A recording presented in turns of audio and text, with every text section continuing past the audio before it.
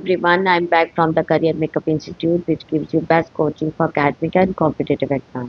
हम लोग कर रहे थे क्लास 10th का सब्जेक्ट मैथ्स और सब्जेक्ट मैथ्स में हमने लिया था chapter 4 quadratic equation. Quadratic equation के अभी तक मैंने इंट्रोडक्शन पार्ट कर दिया है, एक्सरसाइज 4.1 फिनिश कर दी है, 4.2 के क्वेश्चन 1, 2, 3 और 4 फिनिश कर दिए हैं। आज हम लोग करेंगे क्वेश्चन नंबर 5 से फिर से स्टार्ट। ठीक है, सो हम लोग क्वेश्चन फिफ्थ करेंगे। उसका क्वेश्चन नंबर फिफ्थ क्या है इस एक्सरसाइज का? The altitude of A right triangle is 7 centimetre less than it's base if the hypotenuse is 13 centimetre, find the other two sides.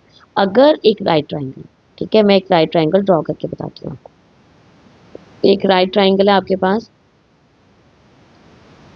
अब हम लोग जानते हैं यहाँ पे 90 डिग्री का एंगल बनता है, ये आपका परपेंडिकुलर बन जाता है। ठीक है, इसको हाइपोटेन्यूज कहते हैं और ये आपका बन जाता है बेस। क्या? अगर ये बेस बन गया यहाँ से, तो आपको बोला है the altitude of A right triangle. ये जो एल्टीट्यूड है जिसको हम लोग परपेंडिकुलर भी कहते हैं, altitude of A right triangle is 7 centimetre less than it's base, यानी वो 7 सेंटीमीटर कम है उसकी बेस से। पर बेस पता होना चाहिए, तो मैं इसको एक्स अगर ले लूँ, ये एक्स माइनस 7 हो जाएगा। 7 centimetre less than it's base है, सो बेस से 7 कम। अगर हाइपोटेन्यूज 13 सेंटीमीटर, आपको अदर टू साइड्स निकालनी है। क्लियर? ठीक है, सो लेट ले लेती हूँ मैं, यहाँ पे मैं लिखती हूँ let base is equals to x. ठीक है, देन एल्टीट्यूड कितना आ जाएगा? एल्टीट्यूड आपका आ जाएगा एक्स माइनस 7। ठीक है, अगर एल्टीट्यूड ये आ गया, हाइपोटेन्यूज कितना गिवन दिया उसने? हाइपोटेन्यूज दिया हुआ है is equals to 13 centimetre. So by Pythagoras theorem, by Pythagoras theorem क्या बोल रहे हो कि क्या होता है पाइथागोरस थ्योरम? हाइपोटेन्यूज का square is equals to P का स्क्वायर प्लस बी का स्क्वायर। क्लियर? अब हाइपोटेन्यूज कितनी है यहाँ पे? हाइपोटेन्यूज आपकी है 13 का स्क्वायर, परपेंडिकुलर है एक्स माइनस 7 का होल स्क्वायर और बेस है एक्स का स्क्वायर। इसका स्क्वायर आ जाएगा 169 ए माइनस बी का होल स्क्वायर, ए का स्क्वायर प्लस बी का स्क्वायर माइनस 2 इंटू ए इंटू बी प्लस एक्स का स्क्वायर। ये आ जाएगा 169 इजिकल्स टू एक्स का स्क्वायर, और एक्स का स्क्वायर कितना आ गया? 2x का स्क्वायर प्लस यहाँ पे 7 7 ज़ा 49, 7 2 ज़ा 14 एक्स।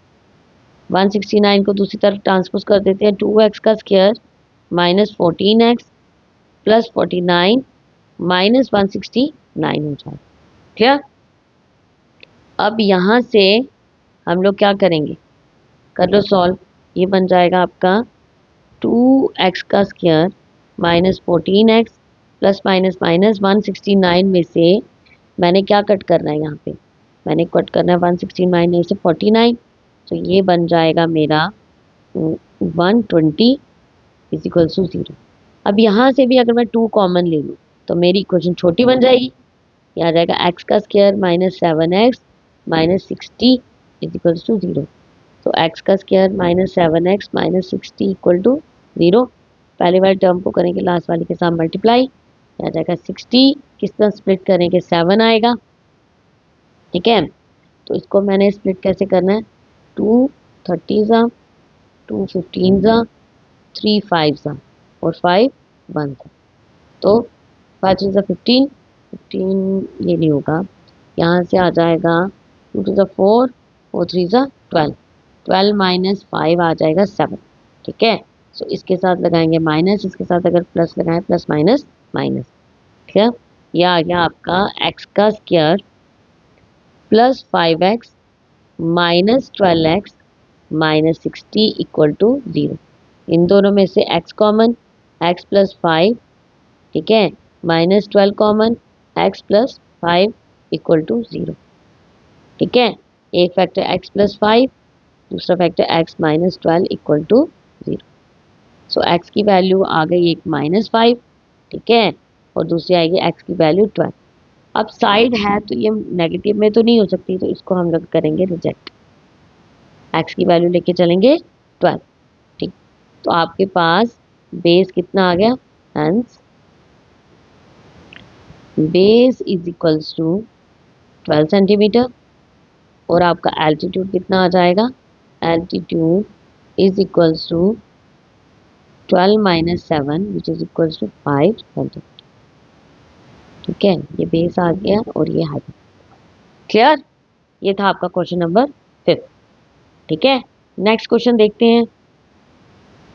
नेक्स्ट क्वेश्चन आपका एक cottage industry produce a certain number of poultry articles in a day. It was observe, देखा गया है on a particular day that the cost of production of each articles was 3 more than twice the number of article produced. ठीक है, on that day. If the total number of production on that day was 80, find the number of article produced and the cost of each article. आपको याद होगा मैंने इससे पहले वाली video में आपको क्वेश्चन नंबर 2 करवाया था, जिसमें आप लोगों की एग्जांपल थी कॉटेज इंडस्ट्री वाली, टॉयज प्रोड्यूस वाली। तो ये क्वेश्चन भी सेम वैसा ही। ठीक है, यहाँ पे उसने बोला कि कॉटेज इंडस्ट्री ने कुछ पोल्ट्री आर्टिकल्स एक दिन में बनाए।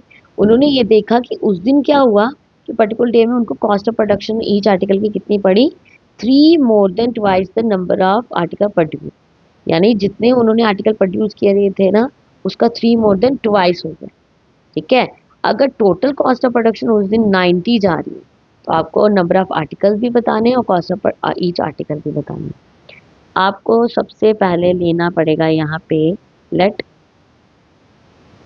Number of article is equals to x. So cost of production कितनी पड़ रही है, cost of production of one article, one article is equals to 2x plus 3। ठीक है, सो अकॉर्डिंग टू क्वेश्चन अगर हम चलते हैं, ठीक, अकॉर्डिंग टू क्वेश्चन अगर हम लोग चलते हैं, कितनी कॉस्ट ऑफ प्रोडक्शन टोटल पड़ी उस दिन पड़ी है, x को अगर मैं मल्टीप्लाई करूँ 2x प्लस 3 के साथ, वो हो जाएगा 90 के बराबर। ठीक है, सो ये आ गया 2x का स्क्वायर प्लस 3x, इसको मैं इस तरफ ट्रांसपोज कर देती हूँ, माइनस 90 इक्वल टू 0। अब करिए पहली वाली टर्म को लास्ट वाली के साथ मल्टीप्लाई, 9 2 सा हो जाता है 18 यानी 180। किस तरह स्प्लिट करेंगे हम लोग, 3x आए, सो 2 9 सा 2 45 सा 3 1 सा 3 5 सा 3 5 सा और 5 1। क्या हमने 3 लाना, तो मैं यहाँ अगर लिख दूँ 3 5 सा 15 और 3 2 सा 6 6 2 सा 12, 15 और 12 माइनस करेंगे तो आ जाता है 3, पर यहाँ पे प्लस है तो बड़ी के साथ प्लस होना चाहिए, यहाँ पे होना चाहिए माइनस। ठीक है, सो हम लोगों ने इसको कैसे लिखना है, हम लोग लिखेंगे 2x का square plus 15x minus 12x minus 90 equal to 0। इन दोनों में से कॉमन 2x x प्लस यहाँ पे सॉरी यहाँ पे मैं ले लूँगी 15, हाँ 2x कॉमन नहीं लूँगी, फिर यहाँ से x ही कॉमन ले लूँगी।